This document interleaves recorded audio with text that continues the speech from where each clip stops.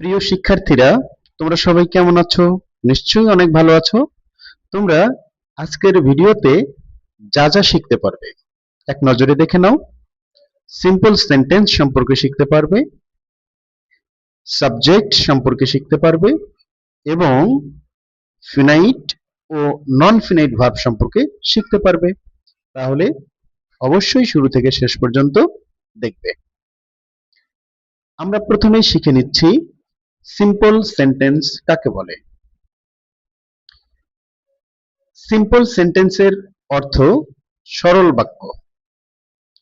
যে সেন্টেন্স বা বাক্যে একটি সাবজেক্ট ও একটি ফিনাইট ভার্ব থাকে তাকে সিম্পল সেন্টেন্স বলে। অর্থাৎ এই সেন্টেন্সটিতে একটি সাবজেক্ট ও একটি ফিনাইট ভার্ব থাকবে। আমরা এক্সাম্পল এবং ব্যাখ্যাটি দেখে নেই। A, we love our country. এখানে উই হচ্ছে সাবজেক্ট একটি, লাভ হচ্ছে একটি finite verb. B, I saw a flying bird. এখানে আই হচ্ছে সাবজেক্ট এবং স হচ্ছে ফিনাইট ভার্ব। আমরা উপরের বাক্য দুটিতে দেখতে পাচ্ছি একটি সাবজেক্ট ও একটি করে ফিনাইট ভার্ব আছে, তাই না? তাই উপরের বাক্য দুটি সিম্পল সেন্টেন্স। উই ও আই হলো সাবজেক্ট এবং লাভ ও স হলো ফিনাইট ভার্ব। এখন আসো, আমরা দুটি টার্ম এখানে পেয়েছি, একটি সাবজেক্ট আরেকটি হচ্ছে ফিনাইট ভার্ব। এ সম্পর্কে আমাদের ভালো করে শিখতে হবে। বাক্যে যার সম্পর্কে বলা হয় তাকে সাবজেক্ট বলে।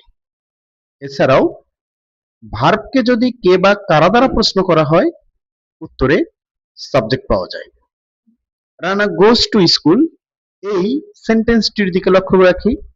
এখানে রানার সম্পর্কে বলা হচ্ছে, তাই এখানে রানা সাবজেক্ট। সাধারণত I, we, you, he, she, it, they, singular noun এবং প্লুরাল নাউন এগুলো সাবজেক্ট হিসাবে বাক্যে ব্যবহার করা হয়। এবার আমরা ফিনাইট ভার্ব কি তা শিখে নিব। ভার্বকে প্রধানত দুই ভাগে ভাগ করা যায়। এ, ফিনাইট ভার্ব, বি, নন ফিনাইট ভার্ব। ফিনাইট ভার্বের অর্থ সমাপিকা ক্রিয়া, যে ভার্ব অর্থ সম্পূর্ণ করে এবং পার্সন ও টেন্স পরিবর্তনে যার রূপের পরিবর্তন ঘটে তাকে ফিনাইট ভার্ব বলে। অর্থাৎ ফিনাইট ভার্ব অর্থ সম্পূর্ণ করবে, পার্সন ও টেন্স পরিবর্তনে তার রূপের পরিবর্তন ঘটবে। আমরা তাহলে এই দুটি শর্ত এক্সাম্পল এবং ব্যাখ্যার মাধ্যমে দেখে নেই। A, we like Rana.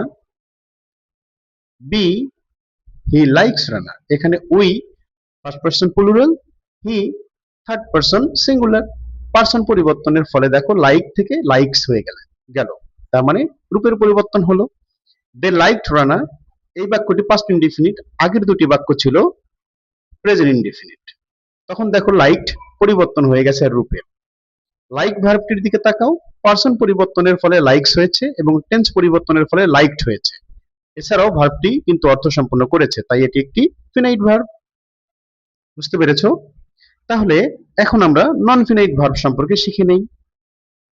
Non finite ভার্বের অর্থ অসমাপিকা ক্রিয়া, যে ভার্ব অর্থ সম্পূর্ণ করে না এবং পার্সন ও টেন্স পরিবর্তনে যার রূপের পরিবর্তন ঘটে না তাকে নন ফিনাইট ভার্ব বলে। তাহলে আসো আমরা এখন উদাহরণ এবং ব্যাখ্যার মাধ্যমে বিষয়টি বুঝতে চেষ্টা করি। I want to eat mangoes. তোমরা টু ইট এইটুকুর দিকে লক্ষ্য রাখবে। He wants to eat mangoes, এখানে কিন্তু পার্সন পরিবর্তন করেছি, আই থেকে বি নম্বর বাক্যে হি করেছি। টু ইটের কিন্তু কোনো পরিবর্তন হয়নি। সি নম্বর বাক্যটিতে খেয়াল করো, they wanted to eat mangoes, এখানে কিন্তু টেন্স পরিবর্তন করেছি, তারপরে কিন্তু টু ইটের কোনো পরিবর্তন হয়নি। টু ইট ভার্বটির দিকে তাকাও, যার অর্থ খেতে। পার্সন এবং টেন্স পরিবর্তনের ফলে টু ইট এর রূপের কোনো পরিবর্তন হয়নি। এছাড়াও ভার্বটি কিন্তু অর্থ সম্পূর্ণ করেনি, তাই এটি একটি নন ফিনাইট ভার্ব। আশা করছি ভিডিওটি তোমাদের ভালো লেগেছে। সবাই ভালো থাকবে। আল্লাহ হাফেজ।